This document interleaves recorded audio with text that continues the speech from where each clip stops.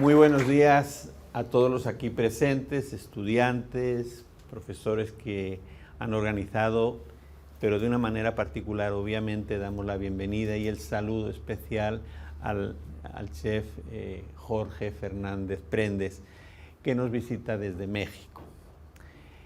Voy a hacer antes un comentario que a lo mejor usted ahora se va a enfadar conmigo, pero yo hace 15 días o 20 días estuve en México. De todas formas, al final es para decir algo bueno.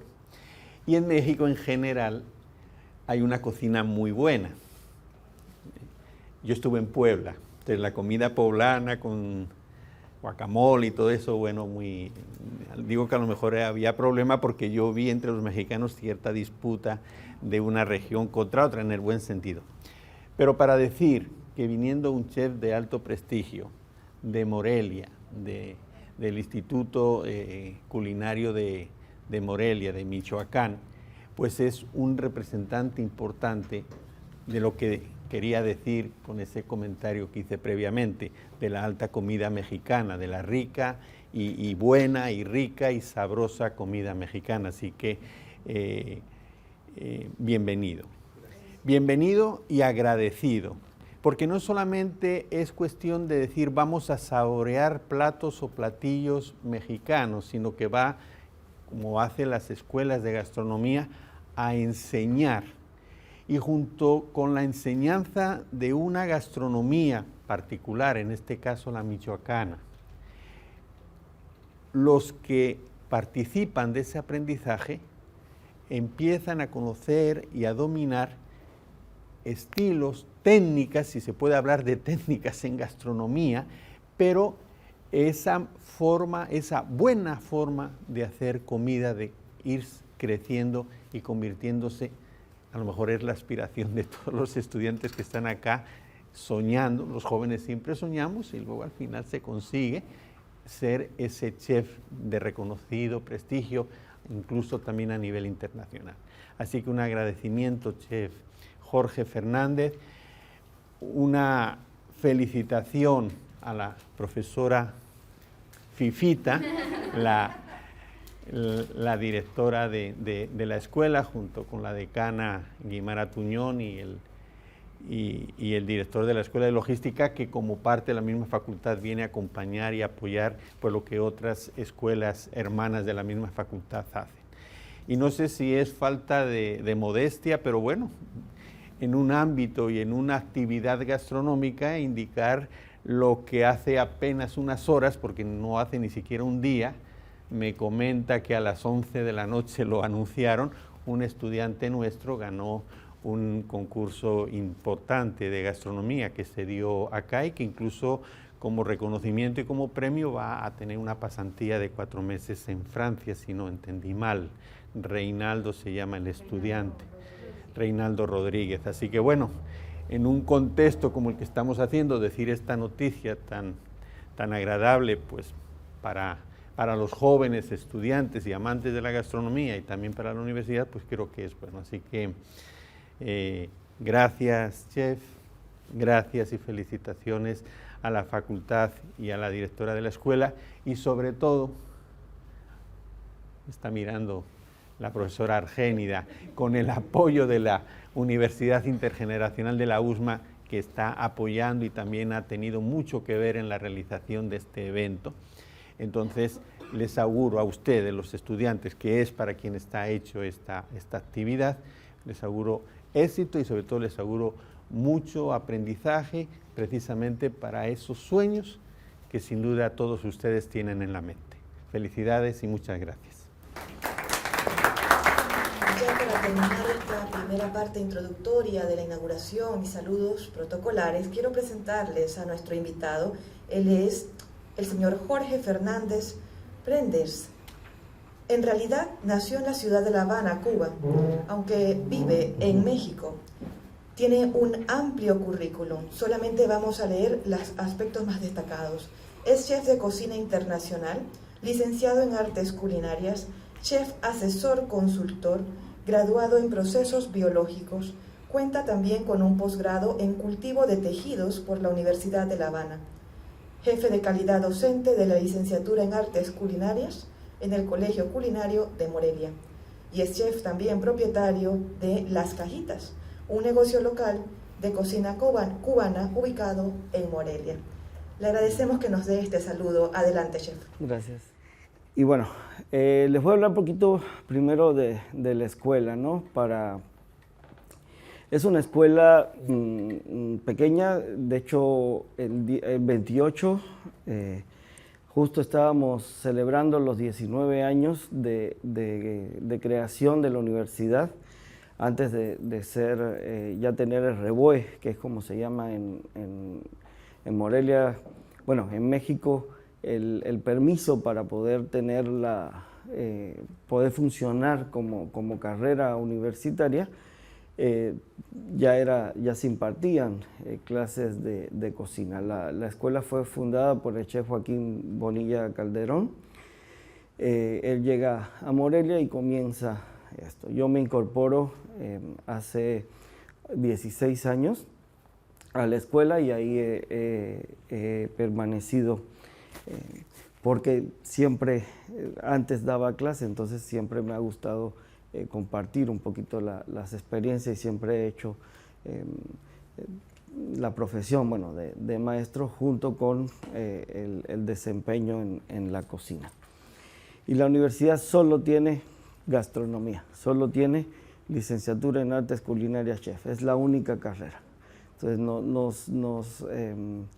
nos enfocamos solamente a esta carrera, que obviamente yo sé que es una universidad pequeña, por lo tanto nada más es con una carrera, pero podríamos decir que somos los decanos porque fue la primera universidad en el estado de la carrera en gastronomía. Entonces acá es donde podemos o donde los invito entonces a ir a compartir con nosotros. Es lo que somos y bueno, a eso nos dedicamos un poquito a la cocina. Bueno, vengo del estado de Michoacán.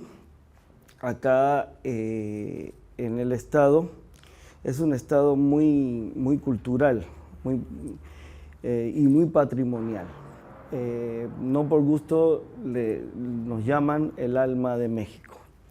¿Por qué? Por toda la cultura, y sobre esto es lo que vamos a hablar un poco. Michoacán era el nombre prehispánico. Michoacán, este nombre se lo dan los náhuatls. Los náhuatls eran los aztecas, que le llaman los aztecas, pero bueno, en la lengua náhuatl, Michoacán significa lugar de pescadores. ¿Por qué? Porque el estado se caracteriza precisamente por tener muchísimos lagos. Y era el oficio, la función fundamental a lo que se dedicaban los purépechas. Los purépechas eran los antiguos habitantes, la etnia que todavía vive hoy en día. Y mucha de la cocina michoacana es de cocina purépecha. También, bueno, hay partes de otras etnias que estaban en la zona, en lo que hoy es el estado, pero principalmente eran ellos. Otros eran los náhuatls, que también estaban un poquito asentados en lo que es hoy la frontera. Es un estado que prehispánicamente nunca fue nunca fue conquistado por los aztecas. Era un reino, un imperio, el imperio purépecha, que si vemos un mapa de ahora sí, de la expansión de los aztecas, vemos que Michoacán quedaba, o los purépechas quedaban en el medio, rodeados por ellos. Porque, bueno, esto se debe a el tema de las aleaciones de metales. Las almas de obsidiana de los aztecas se rompían ante las armas de los metálicas con que los purépechas se defendían, y esto hizo que nunca fueron conquistados. Sin embargo, tenían que pedir permiso para pasar los aztecas por el territorio y bueno, no pagaban tributo, era una de las características. Por lo tanto, es un estado que tenía ya su importancia también prehispánica, ¿no? El no haber sido conquistados por los aztecas, e incluso luego la conquista española fue muy diferente, fue una conquista un poco más cultural, y de ahí la característica que tiene el estado. El estado tiene, bueno, voy a hablarles un poquito de los patrimonios de la humanidad. Tengo entendido que aquí también está la carrera de turismo, por eso voy a enfocar un poquito más y estoy enfocando un poquito más esta plática. No le quiero llamar conferencia porque lo que quiero es platicar con ustedes sobre esto. Por lo tanto, me voy a enfocar un poquito más en la parte turística, pero obviamente la parte turística tiene, dentro de la parte turística tiene un peso súper significativo la gastronomía, porque somos lo que comemos, por lo tanto, esto nos va a representar. La gastronomía representa las culturas de los pueblos. Tenemos varios patrimonios en el estado, patrimonios de la humanidad, y bueno, uno de ellos, y el más evidente, es quizás la ciudad de Morelia. La ciudad de Morelia es la capital del estado de Michoacán. Ahí tenemos la universidad, es en la ciudad de Morelia, y bueno, esta capital es patrimonio de la humanidad por la UNESCO. Bueno, todos los patrimonios de la humanidad son por la UNESCO, pero este es el primer patrimonio en el estado. Aquí vemos tres imágenes. Estas tres imágenes son el símbolo o los tres símbolos más característicos de la ciudad. Uno de ellos es su catedral, la Catedral Metropolitana del estado. Esta catedral es para muchos es de las más hermosas de México, y eso que México tiene muchísimos templos y muchísimas catedrales hermosas, como la de Guadalajara, por ejemplo, la de la Ciudad de México, la propia de Puebla, la de Oaxaca, pero Morelia es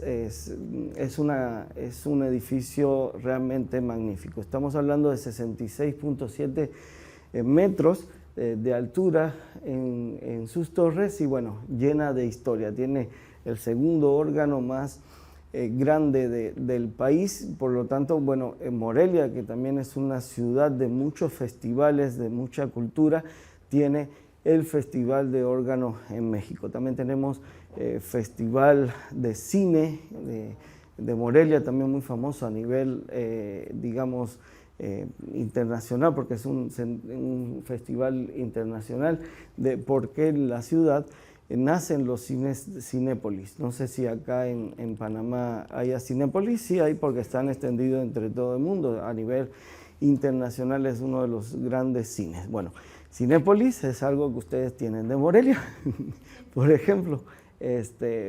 Y bueno, se efectúa ahí el festival. También tenemos festival de música, y dentro de la gastronomía tenemos muchísimos festivales. Tenemos el Festival de Morelia en Boca, es un festival internacional de gran prestigio, han ido chefs de todo el mundo y de todo el país. Tenemos el Festival de quesos, también tenemos el festival, bueno, lo que es las cocineras tradicionales, que de esto les voy a hablar un poquito más adelante, que es un evento que se ha hecho hasta 2 veces al año.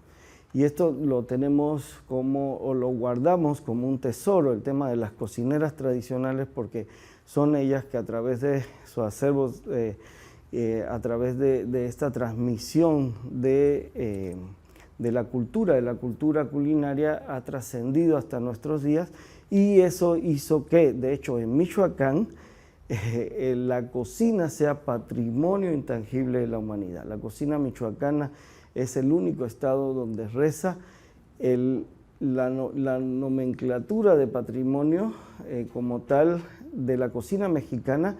Es realmente en el estado de Michoacán la que representó. De hecho, en el título, incluso este sello representa el patrimonio, ¿no?, que es el paradigma de Michoacán.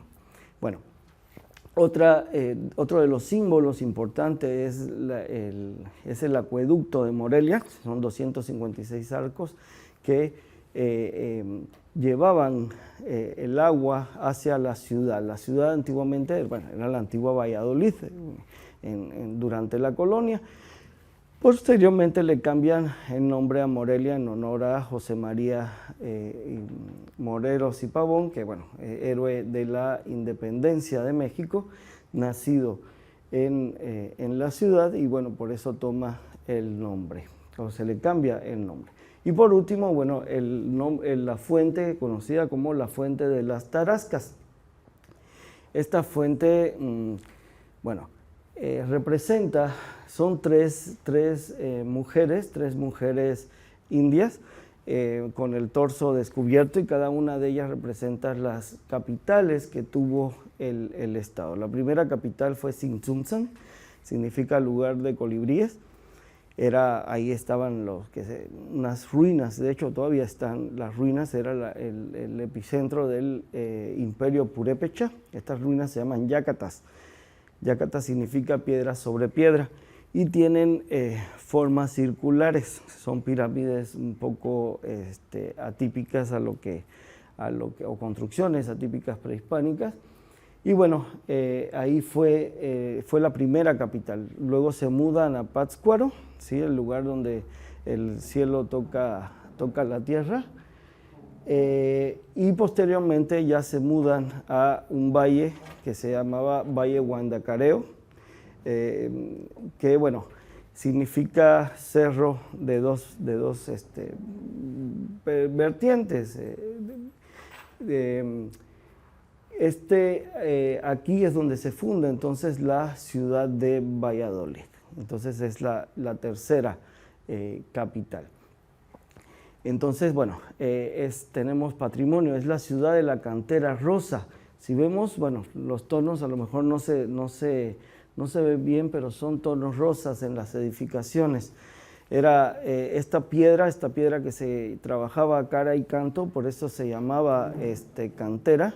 Tiene este color rosa típico, y este color es natural en la piedra, y toda la ciudad es el segundo centro histórico más grande del país, con más de 200 edificios en excelente conservación, ¿sí? Realmente es un espectáculo disfrutar del casco histórico de Morelia. Otra cuestión fundamental de patrimonio de la humanidad es la Noche de Muertos. El Animecha Quechicua en purépecha. Ánimas es muerto. Esta tradición, que bueno, todos vieron la película de Coco, ¿verdad? ¿Sí? Esta tradición obviamente que es compartida en todo México, no es exclusiva de Michoacán, pero es Michoacán, sobre todo la ribera del lago de Pátzcuaro, los pueblos aledaños. Esta tradición se toma y se inscribe en el patrimonio de la humanidad. Es un patrimonio realmente con muchísimo significado, es algo culturalmente muy inherente a la cultura mexicana, ¿sí? Va más allá de las cuestiones, ¿no? de entre la vida y la muerte. No es una adoración a la muerte como tal, sino es un respeto a los seres queridos, ¿no? Es el día en donde nos encontramos con las ánimas de los seres queridos que bajan entonces a encontrarnos. Bueno, todos vieron la película, pero sí es el significado realmente que tiene esto. Incluso es una tradición muy sincretizada con la Iglesia Católica, obviamente, por la influencia dentro de la conquista. Tiene muchísimos significados, sobre todo, bueno, el tema de los escalones, el cielo, el plano terrenal, el inframundo. Bueno, tiene muchísimos significados, hay mucha simbología. De hecho, en esta imagen podríamos hablar de muchas cuestiones, pero me voy a enfocar un poquito en la gastronomía. En los altares de muertos se pone las cosas que les gustaban a los difuntos. Por eso siempre vamos a ver comida. Vamos a ver comida porque es parte fundamental del día a día, es parte fundamental de la cultura. Aquí podemos observar calabazas, a veces vienen ya los postres hechos, calabazas en tachas, los panes y los panes de muerto, que son panes, o sea, otra cuestión cultural dentro de esta celebración y de lo que le llamamos, bueno, platillos de festividades, ¿no? Es una fiesta más que algo triste, ¿no? Es recordar a nuestros ancestros, pero de una forma, digamos, positiva, ¿no? No sufrir por ellos, sino alegrarnos por ellos porque están mucho mejor. Entonces, bueno, tenemos alfeñiques, dulces de azúcar, bueno, tenemos muchísimos alimentos que de hecho en México solo se consumen y se producen y se comercializan en estas épocas, nada más. ¿Sí? Esto es algo muy importante dentro de la cultura mexicana. Entonces es impresionante, viene gente de todo el mundo. Las carreteras a estos pueblos están totalmente saturadas, días de muertos, los cementerios están adornados, llenos de velas, luces. Realmente es un espectáculo maravilloso, digno de ver, ¿no? Y ocurre también en el estado. Tenemos también otro patrimonio de la humanidad, que son los voladores, en este caso de San Pedro Tarímbaro. Los voladores de San Pedro Tarímbaro, bueno, esta es una costumbre prehispánica y obviamente también tiene un significado. Bueno, estas personas, así tal cual lo ven, con una soga en un poste que también tiene una altura que también tiene un significado. Obviamente las vueltas son ciclos, estos ciclos del sol, ¿sí? Es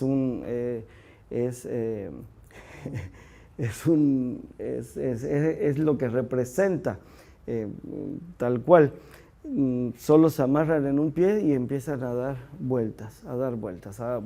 No es exclusivo del estado, también son muy famosos, de hecho son más famosos los voladores de Papantla, en Veracruz. Es donde está la vainilla. La vainilla es un producto mexicano con denominación de origen, que su origen está en Papantla. Pero bueno, estos voladores también comparten este patrimonio de la humanidad, y muchas culturas prehispánicas en México hacían este tipo de rituales. Obviamente para mejores cosechas, representaban muchas cuestiones. No pasa nada. Ya después, ¿sí? Ok. Otro elemento que está inscrito en el patrimonio de la humanidad por la UNESCO son las pirecuas. ¿Qué es la pirecua? Viene del verbo pireni, voz purépecha, que significa cantar. Son los cantos prehispánicos que se hacían, obviamente ya están sincretizados con instrumentos como la guitarra, con otros instrumentos, y bueno, y violín también es importante, el bajo, el violín, la guitarra. Y estos cantos todavía se hacen en lengua purépecha, por lo tanto es un patrimonio vivo, es una cultura viva, y es algo muy inherente al estado de la parte musical del estado. Perdón, regresemos, es la isla de Janixio, que está en el lago de Pátzcuaro. Este es el lago de Pátzcuaro, uno de los grandes lagos que tiene el estado de Michoacán. Y obviamente, bueno, ahora sí, la cocina mexicana, que obtuvo este nombramiento en la UNESCO como Patrimonio Cultural Inmaterial de la Humanidad en el año 2010.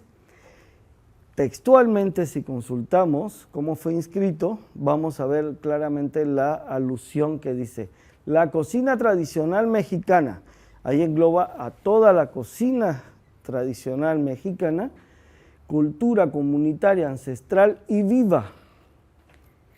El paradigma michoacano.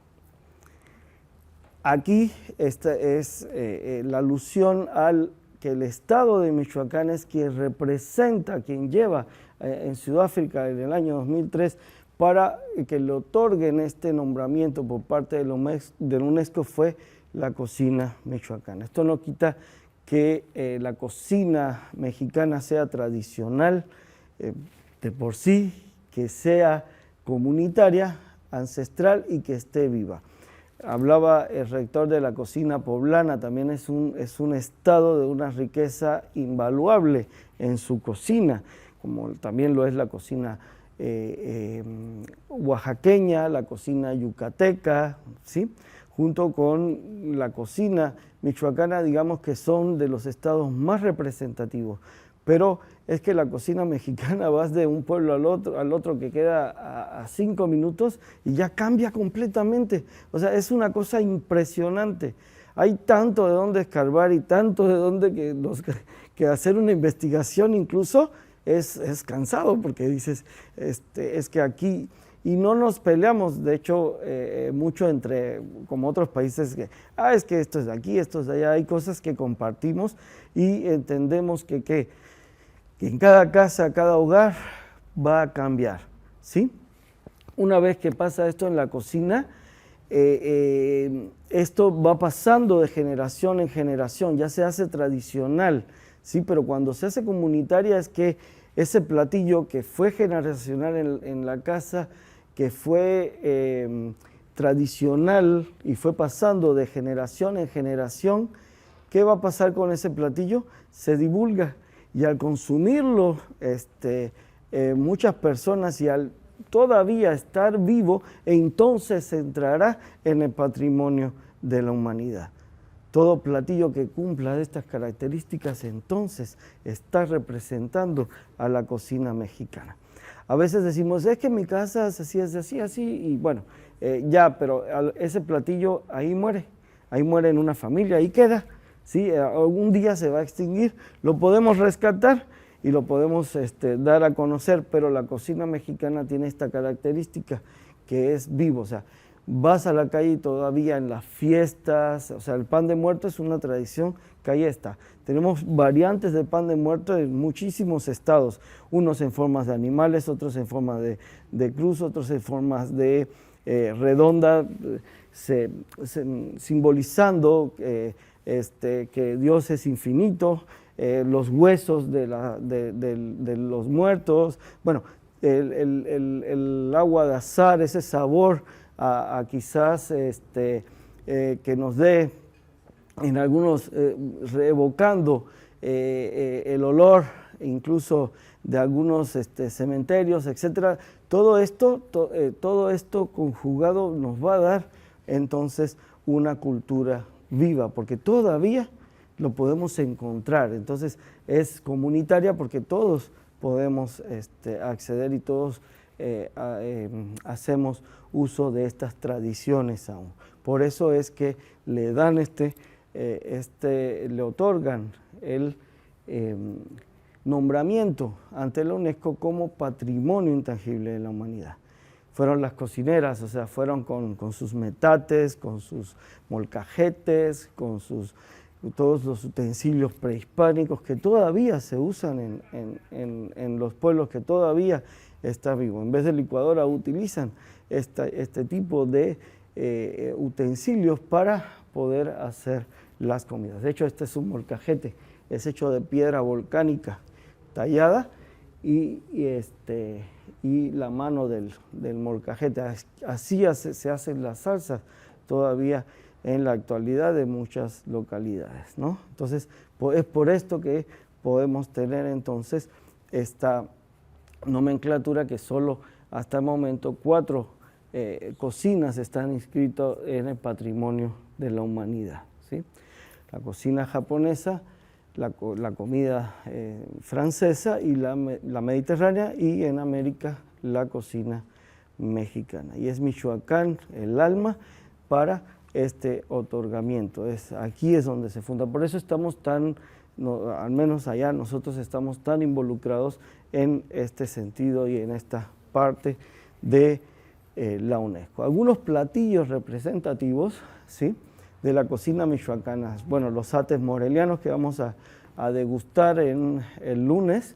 Traje ates de allá, laminillas también, atoles de granos, enchiladas placeras, cerdos en chile negro, frito de cerdo, empanadas de coco, frutas en conserva, chongos zamoranos que también los vamos a degustar, morisquetas, toqueres y toqueres, uchepos, corundas, carnitas, pozole, tzirita, atapuacua. Bueno, realmente toda una lista interminable de platillos solo en este estado. Si nos vamos a Puebla, es otra lista y otra lista y otra lista. Por eso, si hacemos los recitarios de cocina mexicana, pueden ser tomos y tomos y tomos y tomos, y realmente tenemos una gran riqueza cultural. Y es lo que queremos compartir y es lo que queremos que vayan a visitarnos y realmente, bueno,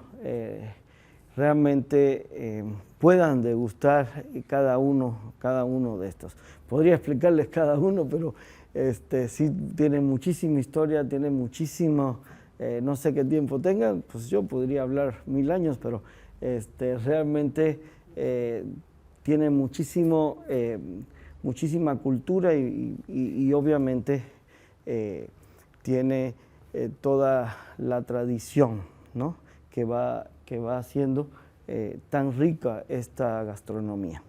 Que nos puede gustar o no, eso ya es de gusto, sí, pero de que culturalmente está ahí, ese sí es un hecho como tal.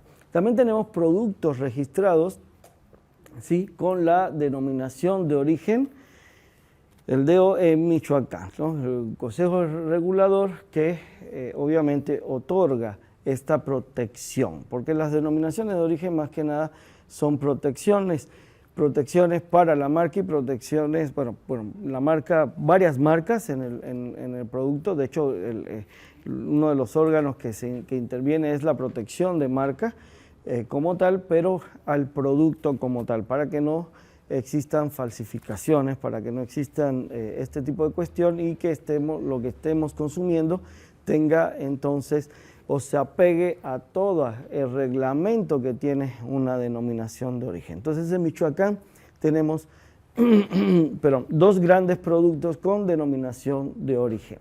Uno es la charanda. La charanda es una especie de ron, es un destilado de caña, se le llama charanda. Este es típico de la región de Uruapan. Uruapan es hoy en día, bueno, es la segunda ciudad más grande en el estado, es Morelia, Uruapan y el puerto de Lázaro Cárdenas son las 3 ciudades más grandes del estado. Y de Uruapan es este producto, que es un destilado a base de caña de azúcar. En la región se cultiva todavía, aunque ya no es el cultivo fundamental de Uruapan.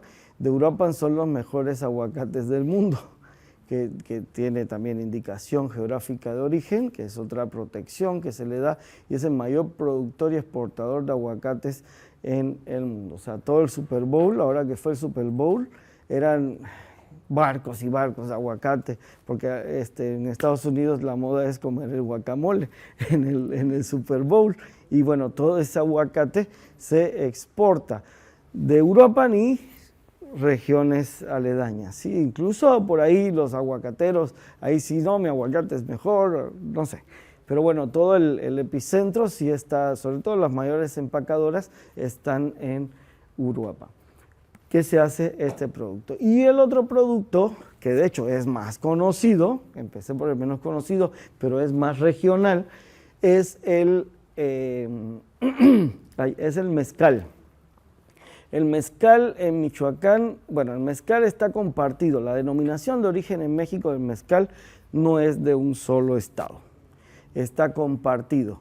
Está compartido, bueno, hay varios estados involucrados, uno de ellos, bueno, una parte de Jalisco, Michoacán, Oaxaca, excelentísimo mezcal, Guerrero, está compartido en varios estados y, bueno, respetan todos ellos una tradición. El mezcal, ¿alguien ha tomado mezcal?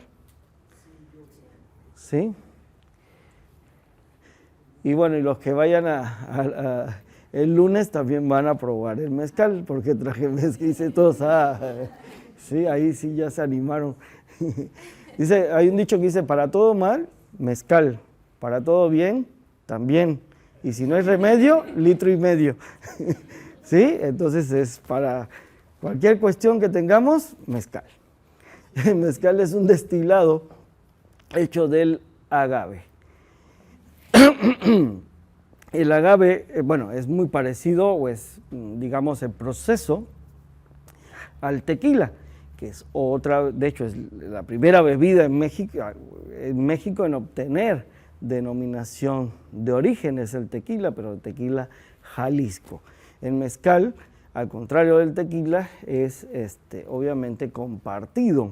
Esta denominación de origen, como ya les digo, se hace a partir del agave. El agave se jima. Jimar es con una especie de cuchilla, es un palo, y no se han visto, le quitan las pencas al mezcal y se obtiene la piña.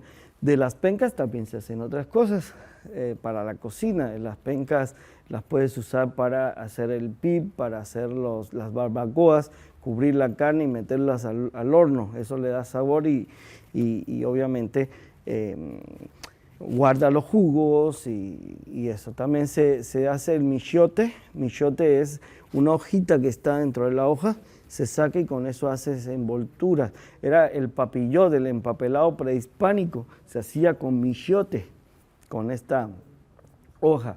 Y bueno, también se saca el gusano del maguey, que también se come, ¿sí? Practicamos bastante entomofagia. Allá en México comemos obviamente los grillos, los chapulines. Les traje para que todos se gusten, ¿no quieren? No es cierto.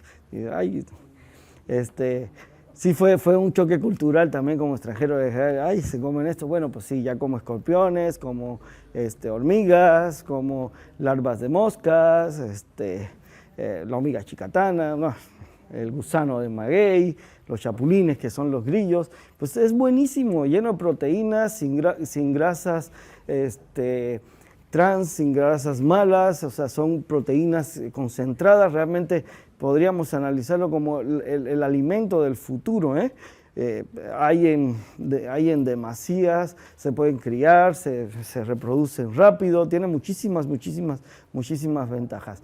Solo lo purgamos y ya, ¿sí? De hecho, las purgas en la cocina francesa comen algo que se llaman los escargots, no sé si lo han visto, los escargots, esos caracoles.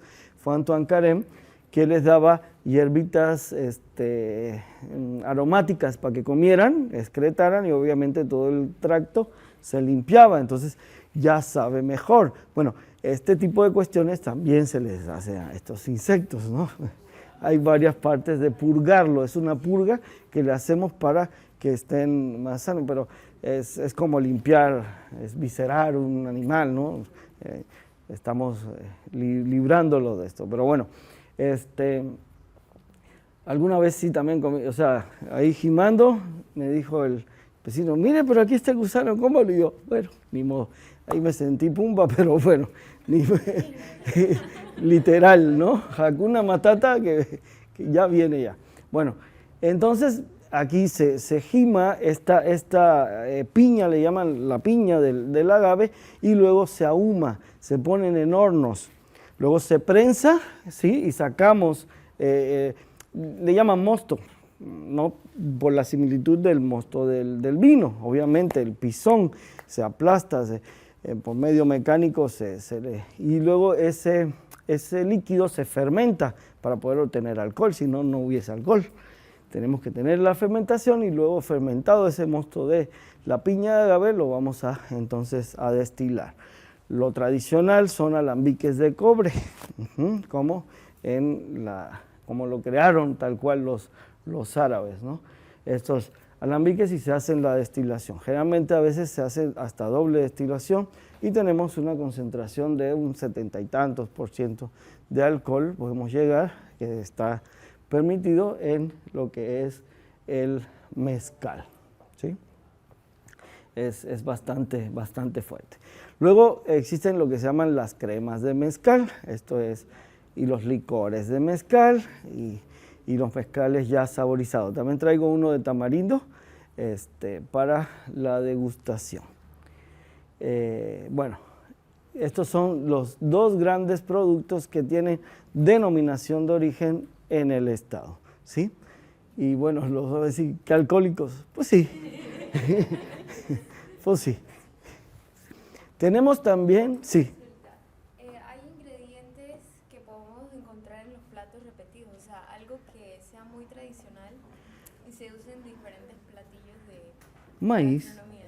Maíz es la base de la alimentación. En la historia de la alimentación humana, el cereal ha tenido el papel fundamental, el papel básico.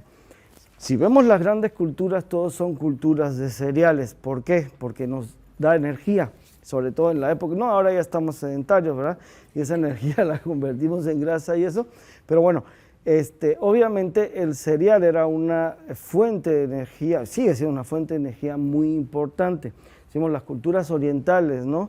A orillas del río Amarillo nace hace más de 10.000 años el arroz, y es una cultura de arroz que se expandió, ¿sí? Ok. Si vemos las culturas más occidentales, vemos la primera civilización, ¿no? Los sumerios, entre el Éufrates y el Tigris, ahí tan vasto acá el trigo, y el trigo de luego se expandió, ¿no? a todo el mundo occidental. Y si vemos América, es el maíz, el cereal que conforma la base de la alimentación, ¿sí? En general. Entonces, el Popol Vuh habla de tres intentos de creación, bueno, 2 intentos de creación del hombre y un tercero, dice que la tercera es la vencida, ¿sí? Se hizo hombre de madera, de arcilla y de maíz. Y es el hombre de maíz el que funciona, por lo tanto, para toda todo este pensamiento maya. El hombre nace precisamente de maíz porque, bueno, es el alimento fundamental, en comunión con la tierra. De la tierra venimos, a la tierra nos vamos y de ellas también nos vamos alimentando, y ese es maíz. El teocintle, que es la variedad más antigua que se ha descubierto, que eran espigas. Por eso, a veces dice, pero el maíz es un cereal, sí, nomás que ha evolucionado, ha mutado. Era una espiga, como las espigas de trigo, como las espigas de arroz, como las espigas de centeno, como las espigas de miso. O sea, todo esto son cereales, y estos cereales, el maíz fue evolucionando genéticamente porque el campesino agarraba las mejores semillas y sembraba. De la cosecha, a través de miles de años, esto fue evolucionando a tener una mazorca con más grano, con más concentración, ya no espigas. Y ese es el proceso evolutivo del maíz. Y todos vienen de ahí, de esta variedad primitiva, que sí se encontraron estas espigas en una cueva en Tehuacán, Puebla, precisamente, ¿no? Y a partir de ahí la evolución. Si vemos una constante en la cocina mexicana, tiene que ser a fuerzas el maíz. Y el maíz, como explicaba hace un momentito, nixtamalizado, no más que esto ya sería otra conferencia, porque realmente estos son temas que hay mucho que abarcar, ¿no? Etnoculturalmente y toda esta cuestión antropológica del maíz es algo muy fuerte. Se nixtamalizaba y a partir de ahí tenemos entonces toda una mayor variedad de platillos, ¿sí? Las carnes, obviamente, traídas, se usan las que trajeron en la conquista. Sin embargo, sí se consumían muchas carnes. México es un país de una biodiversidad muy grande. Entonces, obviamente se comían comían caimanes, pescados, serpientes, monos, bueno, las carnes, pero el consumo de carne era más reducido. Se consumían más insectos, era más fácil, ¿sí? Y ahí estaba mayormente la proteína, ¿no? Entonces sí había algunas gallináceas, algunas aves también que se consumían, por supuesto, pero algunos patos salvajes, todo este tipo de cuestiones, pero ahora las carnes, sí, cerdo, res, pollo, lo que más se consume. Elementos también prehispánicos como el aguacate, el jitomate. De hecho, yo decía, no, es tomate, no. Sí es correcto decir jitomate, viene de xitomatl, que significa ombligo de fruto de agua, que es lo que significa el ombligo de tomate en náhuatl, y de ahí viene la palabra. El que llamamos allá jitomate es el rojo y el tomate es el verde, que es otra variedad, y está el miltomate, que tiene como una cascarita, o tomatillo de milpa o tomatillo verde. Entonces, y junto con el aguacate, aguacatl, que significa salsa de aguacate, ¿sí? Perdón, aguacatl es el aguacate, que significa testículo, y guacamole viene de aguacatl, moli sí es lo que significa salsa. Y estas eran las salsas prehispánicas: aguacate, jitomate, tomatillo, luego se le incorpora ¿qué? Y chile, obviamente, ¿no? Chile, siempre chile, ¿no? Para la salsa.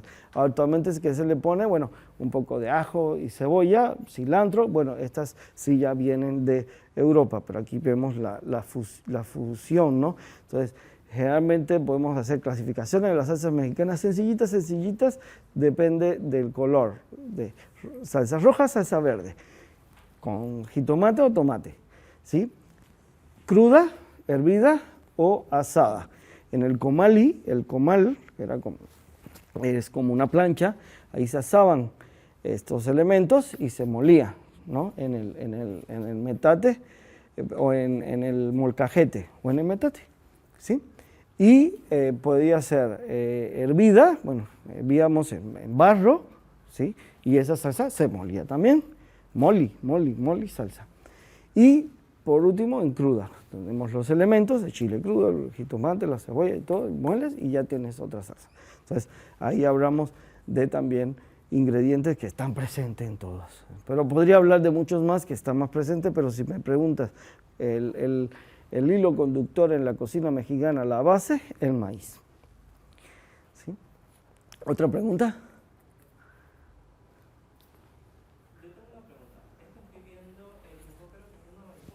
Sí, es la mariposa monarca, claro. Claro, brazalete, la filipina, tenemos mariposas en todas partes. Sí, claro. De hecho,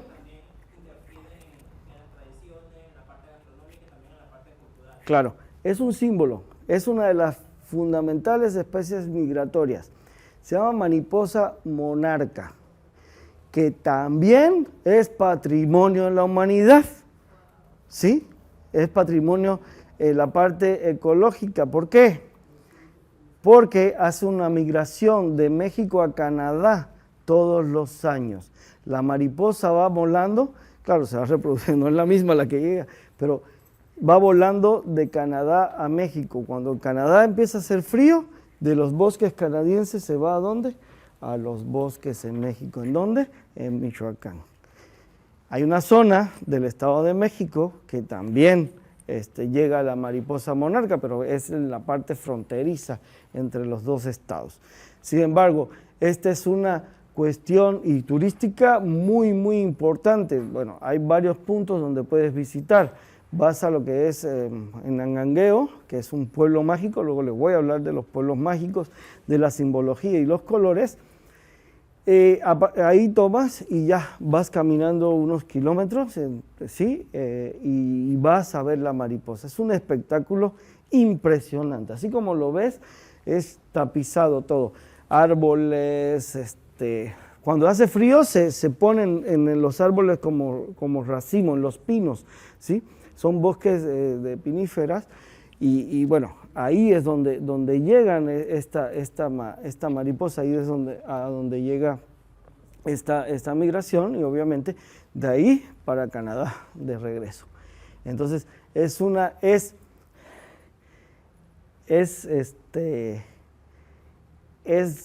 migración única. Ningún otro insecto hace una migración tan larga. Estamos hablando de miles de kilómetros de distancia, ¿sí? Y así, estos son racimos de mariposas, todo está tapizado de mariposas, es un espectáculo. Aparte, la mariposa es hermosa. Es el símbolo entonces de la ciudad. De hecho, el club de fútbol, que estaba en primera división, pero bueno, algo se vendió, no sé, ya no existe. Cosas de cuestiones era los monarcas, ¿no? Todo es monarca. Monarca, ¿por qué? Por la mariposa, es un símbolo realmente en el estado. No tiene estos colores, estos son sus colores originales, el blanco, negro y estos tonos anaranjados que tiene la mariposa, pero sí es bella, es una mariposa bella, es una variedad única y es una migración que está inscrita en el patrimonio de la humanidad y es el último patrimonio y con eso hilo lo que son los patrimonios con lo que son las migraciones, las grandes migraciones en el estado. Tenemos el anterior, otras dos grandes, bueno, la próxima ahí creo que también está. Acá, que son los pelícanos borregones, ¿sí? Vuelan 500 kilómetros diarios a unos 3.000 metros para llegar acá. Esta migración es compartida con el estado de Jalisco, pero realmente llegan a un lago que se llama Chapala, pero este lago, la mayor parte del lago está en Jalisco. Pero el pedacito donde llegan los borregones fundamentalmente está en Michoacán y se llaman pelícanos borregones, ¿por qué?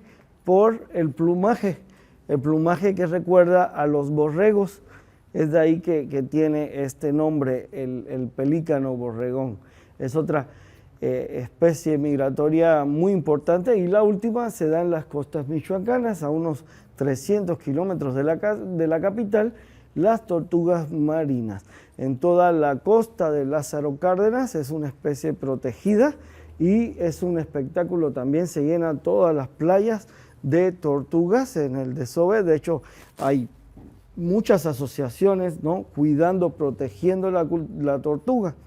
Y uno de los peligros fundamentales es que vienen luego pájaros y se comen a los pequeñuelos, ¿no? Es todo un espectáculo. Llevé a mi hijo a liberar tortugas, o sea, y a veces se toman, se cuidan los huevos, nacen las tortuguitas y entonces se liberan. Estas asociaciones se liberan las tortugas para que ya vayan al mar y poderlas proteger y así garantizar de que, nadie se coma los huevos, porque bueno, obviamente el tema de los huevos de tortuga también fue una cuestión prehispánica, y se comen las tortugas. En Cuba comemos el carey, por ejemplo, ¿no?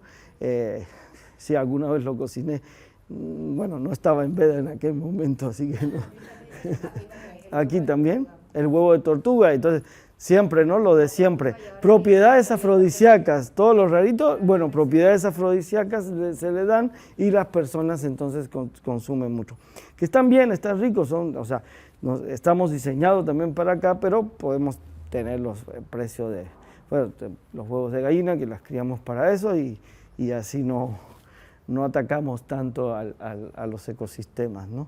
Pero están protegidas, no se pueden ya consumir esto, que es la tercera especie migratoria, ¿no? Estas nadan por los mares y llegan a esta playa a desovar esta variedad. Y aquí vamos a entrar a mucho color, ¿no? Mucho color, mucho folclore, y eso es México. Vemos la cocina mexicana, color, color, color. La artesanía, color, todo color. Decía, ay, ¿cuánto color trajiste? Sí, es mucho color, es eso, ese es el alma, eso realmente representa mucho en México, ¿sí? La Secretaría de Turismo, y junto con otras entidades, bueno, da una clasificación turística y una protección y una nomenclatura en México a algunos pueblos. Y son pueblos que todavía conservan las cuestiones culturales, todavía conservan algunos elementos, aspectos, ¿sí? Que están vivas en la actualidad. Y aquí vemos entonces qué son los pueblos mágicos. Son localidades que a través del tiempo y ante la modernidad, o sea, ¿por qué? Porque ahora tenemos acá siempre, tenemos el pueblo tradicional de siempre. Llega la modernidad y bueno, se abren obviamente cosas necesarias también para la población, bancos, restaurantes, empieza a crecer, eso es bueno. Sin embargo, estos pueblos están protegidos. Un ejemplo, si ponen un McDonald's en un pueblo de esto, ¿ustedes creen que McDonald's pueda tener sus colores tradicionales de amarillo y rojo en tema de mercadotecnia y todo? No, está prohibido.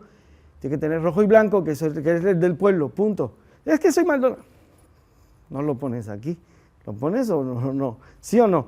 Están protegidos en esta cuestión para que todo, ¿sí?, el pueblo conjugue, obviamente, ¿con qué? Con lo tradicional. Y entonces estos pueblos, por supuesto, o sea, el gobierno les baja recursos, presupuestos y cosas así para que se mantengan acá. Y en México este sistema y llama muchísimo turismo. ¿Por qué? Porque obviamente se mantiene la identidad intacta, ¿sí? A través del tiempo y la modernidad no cambia, o sea, se acepta, pero no se... Los bancos que tienen sus logos, todo, tienen que tener, y son los únicos lugares donde llegas y, ay, mira, no sé, por ejemplo, un BVA Bancomer, pero no es azul y blanco, ¿no? Es rojo y blanco, porque es ese, ¿no? Y la tienda que pongas, puedes hacerlo, ¿no? Pero sí, obviamente, las arquitecturas, las fachadas y eso, no las puedes tampoco cambiar, ¿sí? Tal edificio lo puedes usar, pero sin cambiar. ¿Para qué? Para conservar valor y herencia histórico-cultural y obviamente y la manifiestan en diferentes expresiones a través de su patrimonio. Por ejemplo, las artesanías, la gastronomía, ¿sí?, la arquitectura, son varias de estas expresiones que tienen que mantenerse, ¿sí?, en un patrimonio tangible, intangible e irreemplazable. O sea que, por ejemplo, la gastronomía es intangible, la arquitectura sí es tangible, la escultura, las manifestaciones artísticas son tangibles. Sin embargo, la música no es tangible, entonces también estas se entran dentro del patrimonio que se preserva en cada uno de estos pueblos, ¿sí? ¿Y qué creen? Michoacán ahora está también en el primer lugar compartido con el Estado de México y Puebla. Son los 3 estados de México que tenemos más pueblos mágicos. Michoacán tenemos en la actualidad 9 pueblos mágicos. A veces subimos, también se le pueden quitar la categoría a esto, o sea, no es ya la nomenclatura para siempre y ahora haz lo que quieras. No, es que no, mira, no respetaste. Chao, se les retira el presupuesto y todo y el pueblo de nuevo tiene que seguir, ¿no?, todos los parámetros que cumplan con esto. Este es el logo y el logo tiene todos estos colores que representan el naranja, el fuego, ¿no?, la gastronomía, artesanía, cultura, tradición, la gente, el pueblo y la naturaleza, obviamente el verde. Por lo tanto, esto es lo que representan los colores de todos los folletos, todo lo que tienen acá, ¿sí? Es lo que se representa, todo lo que engloba la tradición, el rescate, el patrimonio, se engloba acá. En gastronomía, artesanía, cultura, tradición, gente y naturaleza. Por ejemplo, Angangueo, está Anganguan y Angangueo, son 2 pueblos. Bueno, la naturaleza, de los bosques, de la mariposa monarca, eso es importantísimo para tener en cuenta, para que sea un pueblo mágico, aparte de su gente. No es una u otra, es una sumatoria de todos. Por eso es ¿cómo se le llama a eso acá? Un reguilete, ¿no? ¿O cómo le llaman? Bueno, espiral es así. Este sí realmente es un reguilete. No tiene principio y fin. Siempre está ¿en qué? En movimiento. Los niños se les daba el reguilete para jugar con el viento, ¿no? Que daba vueltas así solito. ¡Ay, es el viento el que lo hace funcionar! Bueno, este es el significado del logo. Y este es un significado cultural muy grande que tenemos en el Estado para, obviamente, determinar estas cuestiones. Y obviamente, cuando llegas a los pueblos, pueblo mágico, ¿no? Pueblo mágico, o sea, ya te sientes con toda la magia. ¿Cuál es la magia? La cultura, realmente, ¿sí? Que está formada ¿por qué? Por todos estos elementos que los hacen únicos. Son pueblos únicos. Tlalpujahua, por ejemplo, con sus esferas de vidrios navideñas, o sea, eso fue además un pueblo donde había minas de oro, porque atrás es una montaña, entonces ya en el Estado de México está el oro, que es otro pueblo mágico, y así vamos y caminamos los caminos de Michoacán, y realmente vamos viendo toda esta cultura, toda esta tradición. ¿Cómo? Vamos para Michoacán. Claro que sí. De hecho hay una canción, Caminos de Michoacán, estaba parafraseando la canción, ¿sí? Entonces voy a presentarle entonces los pueblos mágicos culturales que tenemos. Bueno, Pátzcuaro, que fue la segunda capital del estado. Obviamente vean la arquitectura, bueno, aquí hay muchos árboles, pero la arquitectura colonial, todos los arcos coloniales, ¿no? Estos asentamientos, estas ciudades construidas a partir de una plaza explanada, que en muchos casos eran antiguas plazas de armas. Ahí construían la iglesia, después se convertían en catedrales, la casa de gobierno. Bueno, este tipo de, claro, es el tipo de modelo de colonización, bueno, pero lo tiene Pátzcuaro porque fue capital, precisamente, ¿no? Entonces, bueno, al centro es una estatua de Don Vasco de Quiroga, por eso allá, bueno, hay muchas cosas que se llaman Quiroga, y ese Don Vasco de Quiroga fue arzobispo, primer arzobispo de Michoacán. Es una escuela católica, voy a hablar un poquito de esta parte también, para tenerla en consideración. Este arzobispo, contrario a sus predecesores que trataron de conquistar por la fuerza, y Michoacán, o sea, los purépechas era un pueblo que nunca se dejó de los aztecas, de ahí siempre fue un pueblo aguerrido, no era conquistador, sino aguerrido. No, entonces tenía muchos problemas hasta que llega este señor. Y este señor lo que hizo fue evangelizar y empezó a enseñar oficios. Y cada pueblo en Michoacán, si vas puebleando, cada pueblo se dedica a un oficio diferente. Por ejemplo, una de las cuestiones, una de las artesanías que está registrada con indicación geográfica de orígenes son las famosas guitarras de Paracho, los guitarristas de Paracho. La guitarra de coco es Paracho, y Paracho también es pueblo mágico, tiene toda esa cultura. O sea, esto de las guitarras, de hecho, están catalogadas como una de las mejores guitarras artesanales del mundo. Van solo a Michoacán músicos de renombre famoso a usar guitarras michoacanas de Paracho. Entonces, estos oficios se los enseñaron los españoles, ¿sí? El cobre martillado de Santa Clara del Cobre.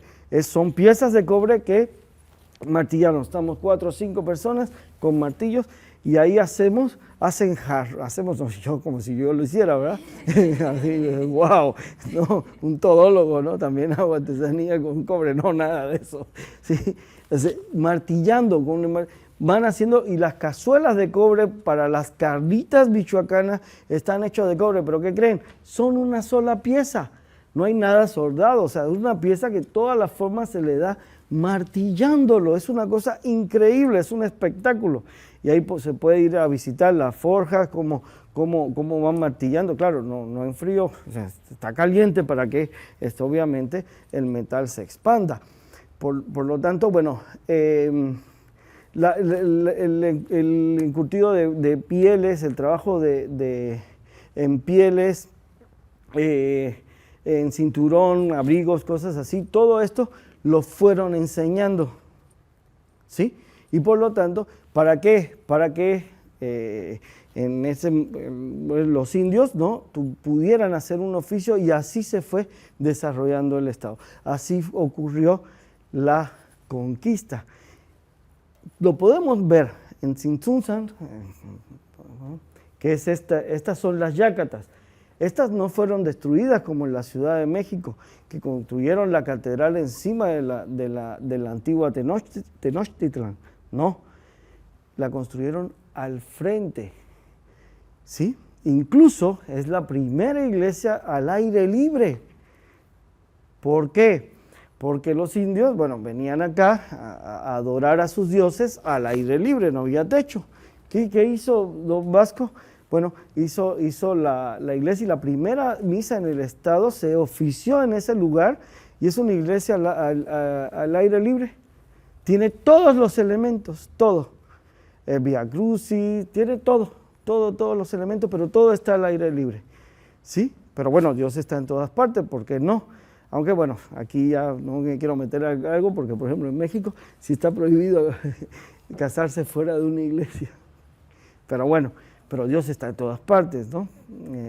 Entonces las iglesias estaban así, esa fue, y estaba la cruz, estaba el altar, estaba todo, pero en una explanada. Entonces, muy diferente, ¿no? Sacarlos de acá para acá, eso, sincretizar eso y readaptarse a las dos culturas, entonces fue un proceso muy diferente. Por eso el Estado se desarrolla tanto culturalmente. La tradición del Día de Muertos absorbe las tradiciones españolas, ¿no? Y así sucesivamente, ¿no? El baile de los viejitos, todo el tema de las artesanías, ¿sí? Que voy a rematar con esto para que vean cuánto valor cultural tenemos. Y bueno, estas son las yácatas en Tzintzuntzan, que también está a orillas del lago de Pátzcuaro. Pátzcuaro es la ciudad homónima al lago, ¿sí? Pero bueno, este también es un pueblo mágico. Santa Clara del Cobre es el que les decía, es donde se hace la forja y las artesanías hechas de cobre. En la actualidad hacen cosas preciosas, o sea, aretes, pulseras, collares, relojes, búcaros, no sé, todo lo que puedan imaginar artesanalmente con cobre, y es una cuestión única. Tacámbaro, otro pueblo mágico. Aquí son muy famosas las nieves, también las carnitas en Tacámbaro. Y bueno, en este pueblo tiene muchísimo, o sea, los alrededores, ese es el Cerro Hueco, por ejemplo, es como un cráter, hay un cráter y está lleno de agua, ¿no? Y ya parece como un lago, pero ese cráter de un volcán es un espectáculo muy bonito, tiene unas zonas aledañas hermosas. Tacámbaro son famosas también las nieves, los helados, aunque los helados en Pátzcuaro son los más famosos del estado. Se llaman nieves de pasta. Es una pasta que se hace fundamentalmente con leche azucarada, como leche condensada, y se preparan helados a partir de ahí. Son helados, sí, naturales, realmente artesanales, son helados de garrafa.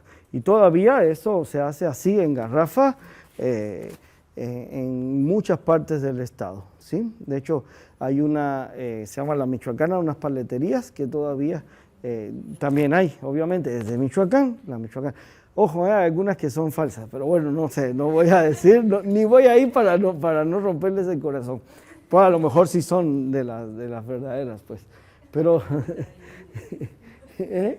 Le toca ir y probar y confirmar, y decir, no, eso no está hecho, pues todos son naturales, de frutas o pulpas de frutas es lo que se usa, no saborizantes, cosas así.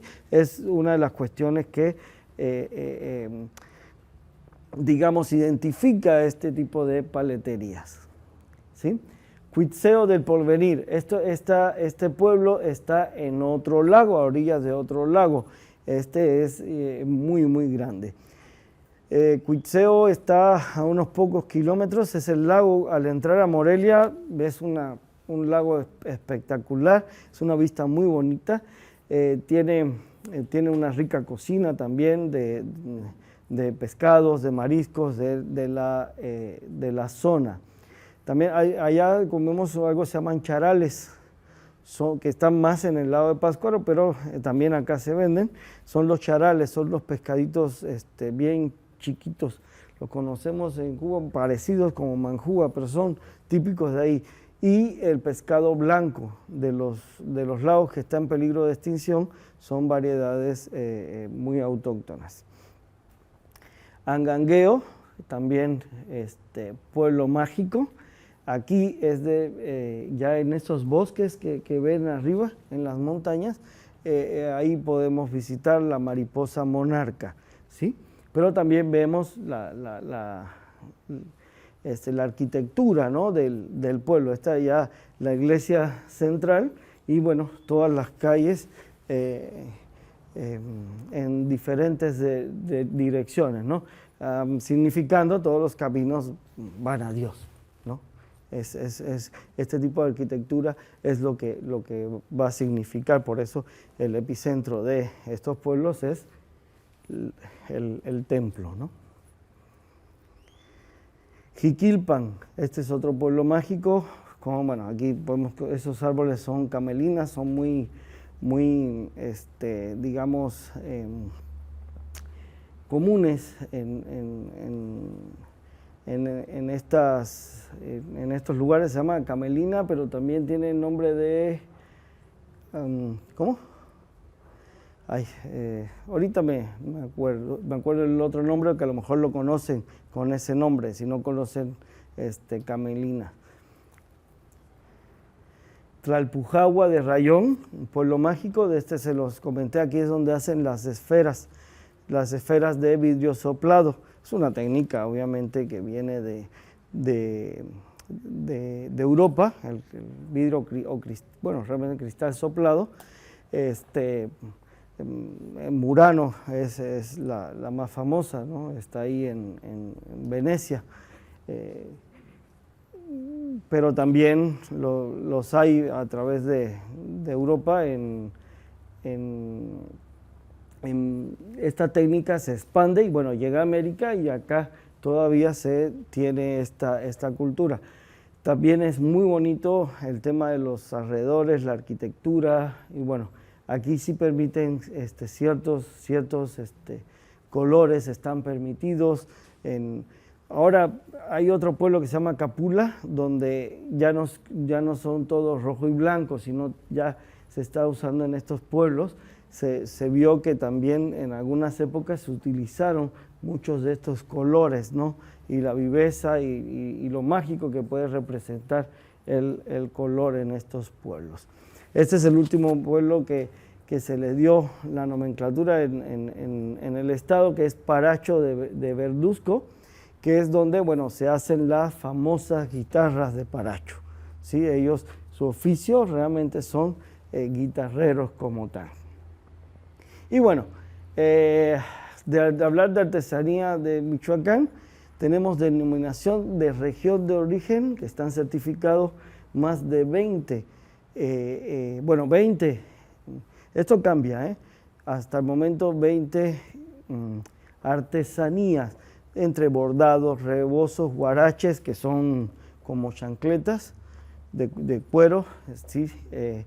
Oro, o sea, toda la artesanía en oro, la pasta de caña, que que son, con eso se hacen sombreros, se hacen alfarería punteada de capula. El punteado es una técnica que se hace con unos palitos, tomamos la pintura y vamos punteando, y luego esto se hornea.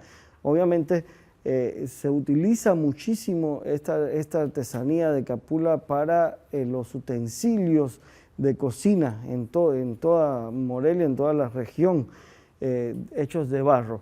Obviamente es un barro libre, de hecho el barro también tiene indicación geográfica de origen, la artesanía y el barro, porque está libre de plomo y otros metales pesados que son, no cualquier barro puedes utilizar para elaborar utensilios, no por el tema de la contaminación, pero este está libre.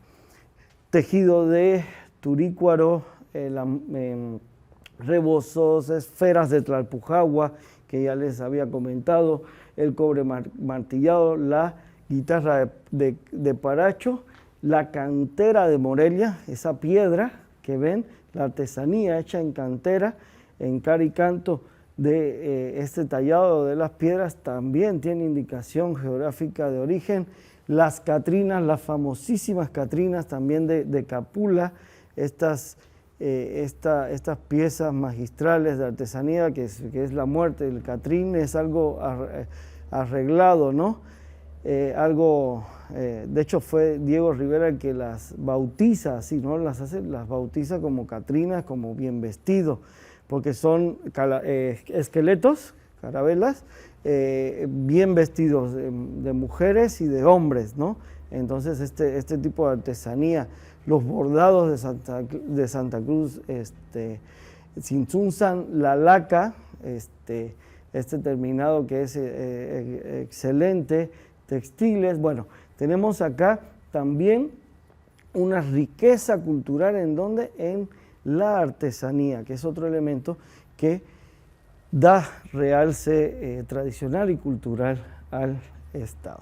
Y bueno, aquí este es el logo Michoacán, el alma de México. Es una pequeña un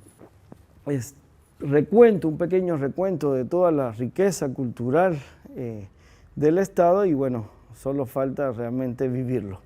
¿Sí? Contadito como que no suena a lo mejor tan bien, pero el vivirlo es toda una experiencia, ¿no? Entonces podemos lograr en el Estado grandes experiencias. Realmente no escucho a nadie que la haya visitado que no me gustó. Siempre se comparte alguna experiencia, alguna vivencia de toda esta parte, ¿no? Cultural, social, natural, toda esta riqueza que tiene el Estado, ¿sí?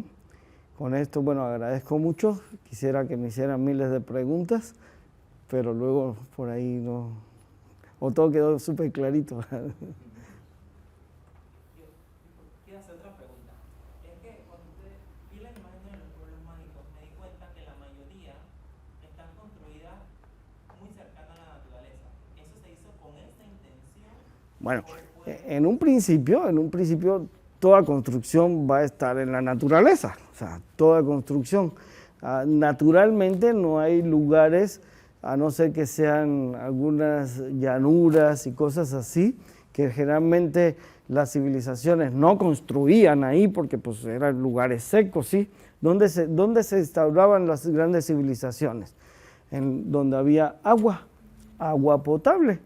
Agua potable tiene tres cosas fundamentales, ¿sí? Una es beber agua porque la necesitamos para vivir, otra es que los animales van a beber ahí y podemos cazar, y la otra es que como hay mucho riego natural, bueno, ahí va a crecer mucha vegetación y también nos alimentamos de la vegetación. Entonces, lógicamente pasamos de ser nómadas a sedentarios precisamente por eso, porque pues aquí estamos a gustito. Tenemos todo, ¿sí? ¿Para qué caminar por aquí para allá? Si aquí lo podemos tener. Entonces, todos los asentamientos, los grandes asentamientos, es en lugares de mucha y abundante naturaleza y vegetación.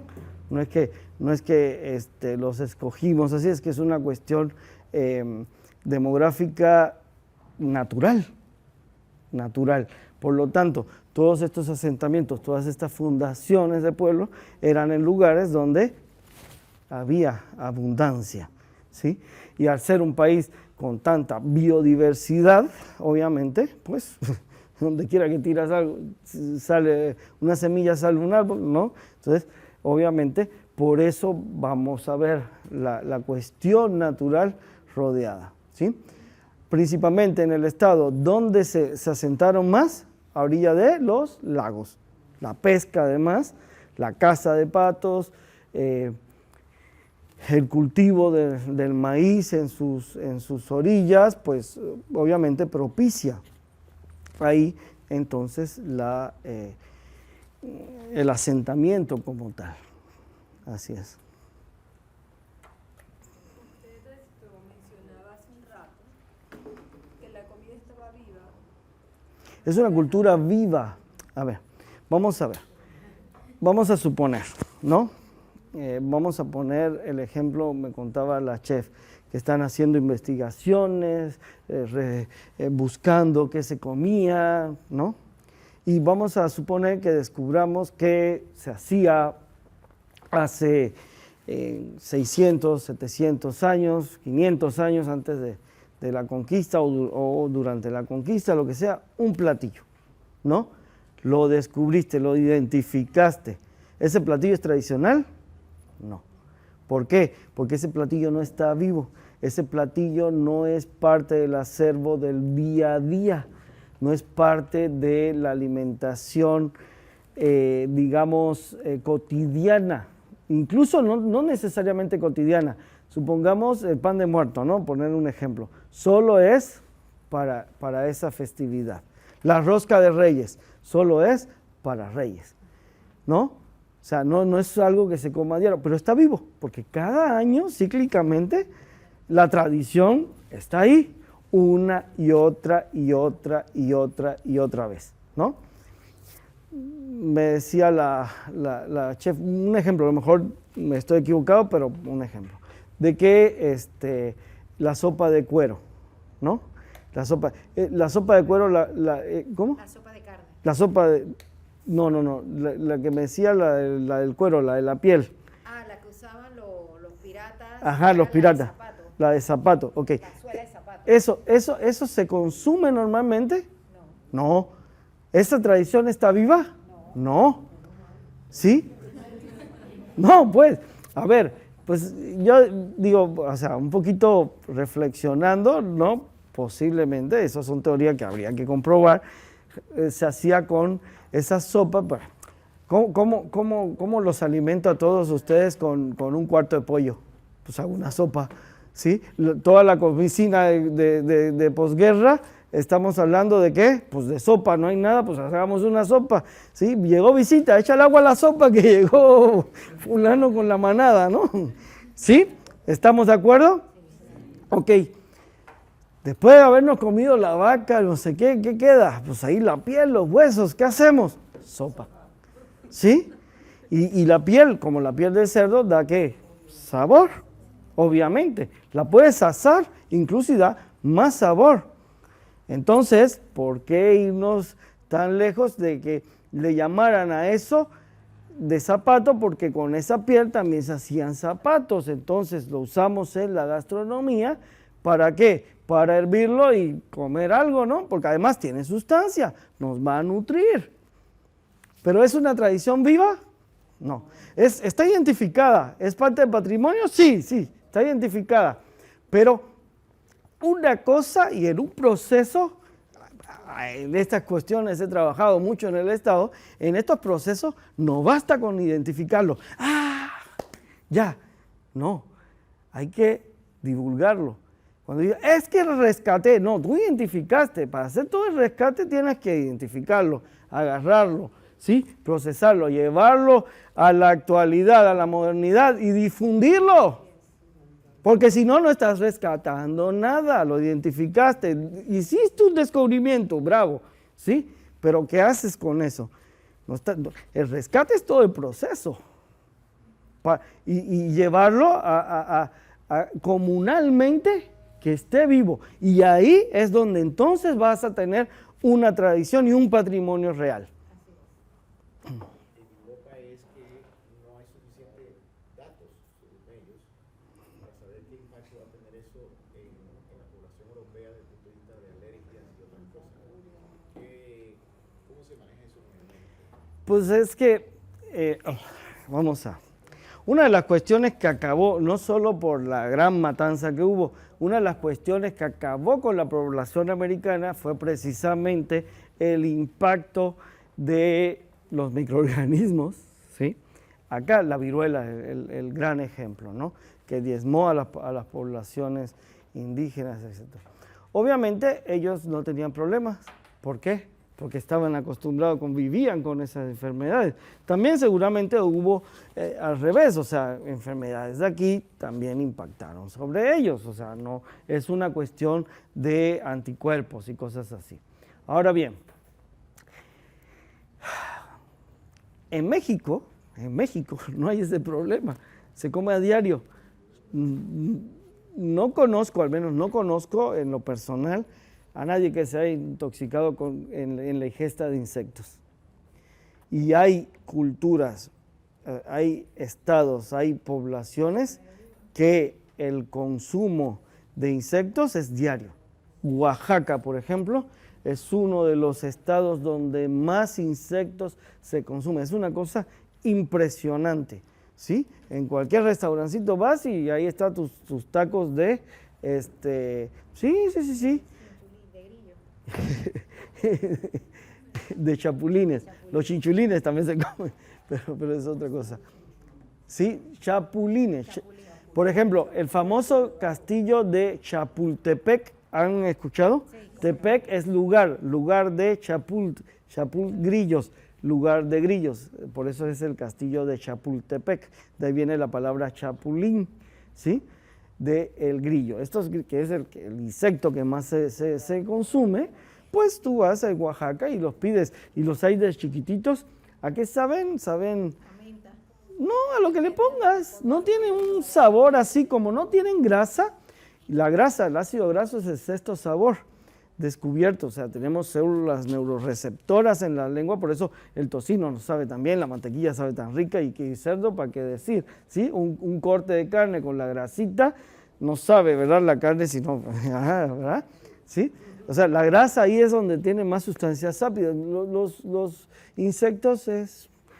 ¿A qué saben los insectos en México? A sal, chile y limón, que es generalmente lo que se le pone. Lo haces en una salsa, sabe a la salsa. Entonces, no hay impacto de ese sentido, no, porque estamos acostumbrados. Pero es normal. Por ejemplo, y es normal en el humano. A ciertas edades, por ejemplo, ¿cuántos acá son intolerantes a la lactosa? 1, 2. Es normal, incluso cuando crecemos. ¿Por qué? Porque tenemos déficit de lactasa, que es la enzima que toma el azúcar. La lactosa realmente es un azúcar, la proteína de la leche es la caseína. Bueno, tomamos esto y no lo digerimos, encapsula incluso las grasas y nutricionalmente nos inflama, como decimos. Eso es que no se produce la digestión. Ok, puede ser que los europeos, al no estar acostumbrados a ese consumo o a esa riqueza de la proteína, entonces no tengan las enzimas suficientes o especializadas para la digestión, para romper todos esos enlaces peptídicos, hacer las cadenas y ir tomando la proteína como la necesitamos. Entonces es muy probable, no tengo el dato exactamente si lo tienen o no, ellos seguramente saben más de eso y dicen, bueno, no hay estudio, bueno, que lo estudien, pero realmente en México, no. Y yo como extranjero tampoco, yo los como y... No, se usa el insecto, qué harina. Vámonos recio a lo que vamos. Directo, pues qué harina. Harinita, no escondiendo. No, pues el taco ahí donde ves los chapulines, así. ¿Cuál es la diferencia del atole de chaqueta con el atole normal? Bueno, Chaqueta es un albur allá, pero bueno, también significa, a esto le llaman, la Filipina le llaman chaqueta en algunas partes. El atole de Chaqueta es un atole negro, es un atole incluso del estado, es de Michoacán. No sé si me preguntas porque lo leíste. Lo puse acá. Se hace con pelo de elote. Fíjese el maíz y su uso. El pelo del maíz se tuesta, ¿cómo que guácala? Es buenísimo, lleno de, a ver, ¿qué es ahorita hablo del cuitlacoche, ¿sí? Que es el hongo del maíz, lo que se tiraba antes, ya están echados a perder los campos. No, eso está con un índice proteico impresionante. Bueno, el atole de Chaqueta, tomas el pelo del atole y lo tuestas en comal, y tostadito en comal, ¿sí? Y se hace como ceniza y queda negro. Y eso con la masa, porque el atole es otro de las cuestiones que se hace con masa de maíz nixtamalizado. Y con eso ya haces el atole. ¿Es como la tortilla cuando la quemas? No. Sí, claro.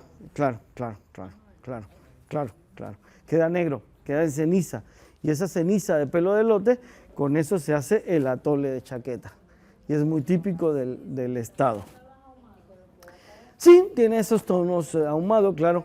Pero el asado es en comal, ¿eh? El comal es una plancha, es una placa. No sé si aquí... Sí, aquí lo ven. ¿Sí? Uh-huh. No es una plancha. Los primeros sí eran no de piedra exactamente, bueno, sí de piedra, los primeros, sí. Luego le siguieron los de barros, y los de barro son los más tradicionales, los que han llegado, pero ahora se hacen planchas de metal. Así es, planchas de metal. Ese es el comal, comali. Hay un lugar, hay unas ruinas en Tabasco que se llama Comalcalco, que significa el lugar donde se hacen comales. En Cuba, los taínos, era el burén, a eso se le llamaba burén, a esas planchas de barro donde asabas. Ahí lo que se hacía era el casabe, que es la tortilla, pero hecho de yuca, harina de yuca. Entonces, sí. Del maíz, antes que se me vaya ahorita, luego ya estoy viejito, se me olvidan las cosas, ¿no? El hongo del maíz es el cuitlacoche. Hasta el hongo, que normalmente en Europa, luego, cuando ya va el maíz, es una enfermedad y todo ese maíz se tiraba. No, se saca el cuitlacoche. De hecho, económicamente es el oro negro de la cocina mexicana. No.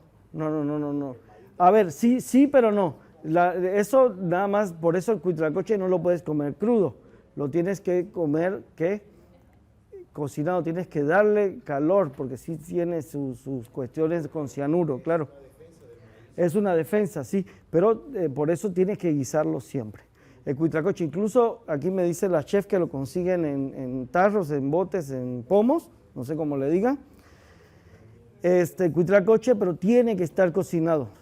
Como la yuca también, siempre tienes que cocinarla porque tienen toxinas. El problema con la toxina es que está ahí, ¿no? Pero bueno, el cocinarla destruye algunas a ciertos niveles, otros no. Entonces, obviamente, vas a ingerirlo como tal, entonces no. Pero ahora sí, en temas de exportación, importación, no sabría. Pero es el tema de lo que hace y lo que claro. mete en la comida, ¿no? Uh-huh. Pero animal o persona. Claro, pero en el hongo como tal, las toxinas que sueltan naturalmente los hongos, no, sí los consumimos normalmente. Por eso de maíz se consume todo. Perdón, alto. Que en la lista de los platillos también menciona uno que se llama Chandúcata, sí. La chandúcata es una especie de guisado, ¿sí? Significa, viene de bañar la espalda, es el significado que es muy parecido a la tapacua. Entonces esta chandúcata normalmente, se hace un guisado con carne de res, no es algo del otro mundo, es muy fácil de elaborar. Es un guisado con tomate, jitomate. Sí, la diferencia, el guisado es más pequeño, el estofado son piezas un poquito más grandes, pero sí es una especie, podríamos decir, estofado o guisado. Sí, así es. Y se tiene ese temor como de perder esas tradiciones. ¿Cómo hizo entonces Michoacán, Morelia, estos lugares que para preservar entonces todas esas cosas muy importantes para la historia? Sí, mire, la verdad sea dicha, para preservar esas cosas tiene que haber un incentivo económico y no es darle el dinero, sino hacer las vías turísticas para que las personas consuman. Al una vez consumir y haber un incentivo económico, si esa artesanía todavía puede mantener a la familia dignamente, entonces va a quedar viva. El día que eso no pase, va a morir. Eso es así de natural. Ahora sí como que está triste, está feo y todo, pero entonces, ¿qué tiene o qué debería, o qué se hace? Incentivar, hacer ferias de artesanía, darle espacios a los artesanos para que puedan vender sus artesanías, sus productos, darle promoción, que esos productos realmente tengan un valor agregado, que esos productos realmente sea del interés, ¿no? Darle el realce debido a ese producto, proteger culturalmente ese producto para que ese producto entonces tenga un valor. Entonces, ir a Michoacán y comprar un caso de cobre tiene un valor no necesariamente monetario, un valor para la persona que lo va a adquirir, ¿no? Entonces, como todo, estamos invadidos por mercado, vienen muchas artesanías, se hacen en China, etcétera, pero nada que ver con la calidad. Sí se venden cosas chinas, eso, pero todas estas, al tener una protección, ya el Estado le está dando un valor. Al tener una indicación geográfica de origen, le está diciendo al mundo, oye, solo vas a conseguir catrinas buenas en Capula, porque de ahí tienes barro que es así. Entonces, la difusión, el divulgar, todo eso es lo que tiene que hacer el turismo, realmente. Eso es lo que tienen que hacer. O sea, hacer esto, incentivar, así proteges. Entonces, ¿por qué? Eso es como todo. Tú puedes tener incluso en la gastronomía un buen producto en la cocina, así, pero tú no te puedes sentar ahí a que llegue alguien a ver, ¿no? No tienes que promocionarlo. Entonces ya la gente lo promociona, lo consume y encima está bueno, ya ahí te quedas, ya tienes el cliente, ¿sí? Igual pasa en la artesanía. Entonces, no es que darle dinero, no, es crear los espacios, ferias, eventos, convenciones, ¿no? Por ejemplo, desde la escuela acabamos de tener nuestro aniversario. ¿A qué llamamos? A los exalumnos que se dedican ¿a qué? A elaborar sus productos. No llamamos a los famosos, ya esos son famosos, ¿sí? Ahora hay que promover a los que continúan, ¿sí? Y los que continúan también tienen sus productos, entonces ellos llevaron. Hay una chica que hace sus diseños de Filipinas, venga. Otra con catas de té, otras con helados artesanales. Son alumnos ya historias de éxito que incorporamos y damos difusión, promoción, sus logos, ¿sí? Darlos a conocer. Entonces, vinieron también otro que tiene artesanía, hace elementos de cocina, cucharas, palitos chinos, brochetitas, para poner vino todo de madera, porque su familia es artesano. Que venga, darle el espacio, promoverlos. Eso es, si no muere. O sea, si económicamente no te va y dices, ay, no, a lo mejor, pero es una realidad. O sea, si económicamente no te da los dividendos, muere la tradición. Entonces, así es como debe entonces mantenerse eso, creándole un valor y difundiéndolo a nivel nacional, a nivel municipal, obviamente provincial, nacional, ¿no? Venga a Panamá y no sé, que me invento, no conozco la artesanía, pero vamos a ver unas guacamayas, no sé, así hermosas, unos telares, no sé, eso hay que promoverlo. Y cuando llegue el turista, ¡pum! ¡Ay, mira eso! Y que identifique, yo quiero esto porque este es un recuerdo típico de Panamá, ¿sí? Y esto es lo que voy a llevar yo de Panamá, es lo que viví, estos colores, ¿sí? Esto es lo que yo necesito. Entonces, ese artesano no muere. O sea, la artesanía no muere como tal en manos de artesanos que van de tradición, y esa es la tradición de generación en generación. Cuando termina una generación y no se hace más, ya murió la tradición. Ya ahí no tenemos tradición.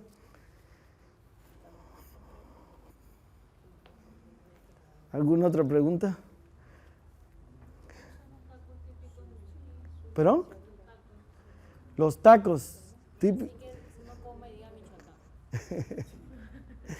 Sí, ahí, espera. El taco. Fíjense que es interesante tomando el taco. La primera edición o el primer documento que se entrega para la nomenclatura de la UNESCO, no venían los tacos. Si venía todo esto que estoy hablando, y el taco no. ¿Por qué? Porque a veces, y esto lo digo para ustedes también, sobre todo que están estudiando, a veces lo vemos tan de diario que lo vemos a veces hasta insignificante. Sin embargo, fuera de México me estás preguntando por los tacos, y por qué ese no habla de tacos, ¿no? Si estamos hablando de México, ¿no? ¿Por qué? Porque a veces lo más cotidiano puede pasar inadvertido para nosotros que nacimos con eso, que lo vivimos cotidianamente. Y por eso el documento fue rechazado en primera instancia, ¿no? ¿Y los tacos? ¿Cómo que taco? No, pero más que el taco, sí hablé de lo que culturalmente es importante en el taco, la nixtamalización, el maíz. Gracias a ese proceso que se le da, nace el taco. Y el taco es, bueno, el nombre se lo dan los españoles, la forma de taco, ¿no? Como el taco que se pone en la pared, un taco, la forma, taco, ¿no? Pero esto es tan inherente a la cultura y las tradiciones, ¿por qué? Muy sencillo. Igual que el casabe, igual que el pan, los primeros panes eran planos. Y de ahí voy a hablar de esto. Se iba el campesino a trabajar, ¿sí o no? Se llevaba lo que se llama ya el itecate, ¿no? Y ahí que estaban las tortillas, y ahí estaba ¿qué? La comida. ¿Y cómo comías rápido? En tacos, ¿sí o no? ¿Sí? Igual en las pirámides de Egipto, se sabe, hay valles llenos de panadería, de estos hornos de cúpula o estos hornos acá donde se tiraban estos panes a hacerlos a rescoldo, ya, bueno, a fuegos un poco más bajos, ¿no? Y con eso comían la cebolla. Contigo pan y cebolla viene de los egipcios, ¿sí? Rábanos, lo que fuera. Con eso, de ahí vienen los primeros emparedados, ¿no? Sí, la leyenda del conde sándwich, todo muy bonito, pero los emparedados vienen desde allá, ¿sí? Esta connotación cultural del campesino o el guerrero, ¿no? No más que no viene a un cristiano, lo mataban y se lo comían, dicen, pero bueno. Pero del hombre que iba a trabajar o a la guerra o lo que sea, llevaba su comida así. Y esta es una cuestión fundamental. Por lo tanto, el mundo dentro de una tortilla es igual al taco. Puedes comer en taco, ¿qué? Lo que quieras. Lo que quieras. Lo que quieras. Lo que menos te imagines, puedes hacer de eso un taco. Ok, entonces a partir de aquí, comes tacos o puedes hacer tacos de todo, ¿sí? Cualquier guisado, tacos. Es más, tacos de guisados. Las taquizas son un montón de cazuelitas con sus anafres, ¿sí? Sí, hornitos, pues, no, hornitos con carbón. Con carbón. Esos son anafres, con las vasijas de barro, con las tapas y llenos de guisado. Chicharrón en salsa, Barritas energéticas. ¿Sí? Chorizo con papas con chorizo, tiga de pollo, mole, cerdo en chile negro, por ahí para allá todos los que quieras, ¿no? Rajas de chile poblano con crema, etcétera. Unos chapulines también ahí, guisaditos. Y si que tienen hambre, bueno, voy a seguir torturándolos. No. Y así sucesivamente. Entonces tú vas con tus tortillas, agarras tu platito, tortillas, te sientas y a comer tacos. Te los haces tú. O venden las taquerías en las esquinas, puede ser. En Michoacán, los tacos más famosos son los tacos de carnitas, porque las carnitas michoacanas, obviamente, ¿cómo se comen las carnitas? Muy sencillo, a mí me encantan así. Es la tortilla, una tortilla recién nacida en el comal, recién venida al mundo, bien calentita, le echas tus carnitas de cerdo, chiles en vinagre y vámonos, ¿sí? Yo porque no tomo, pero bueno, realmente lo acompañan con con Coca-Cola. Pero bueno, yo con una cervecita fría ya estás, la gloria misma, ¿sí? No más me digan el tiempo porque me puedo seguir hablando. ¿Ya terminó? Y me dicen que hay hambre, que hace hambre, ok. Bueno, si no hay más preguntas forzosamente, entonces les doy muchas gracias por la atención.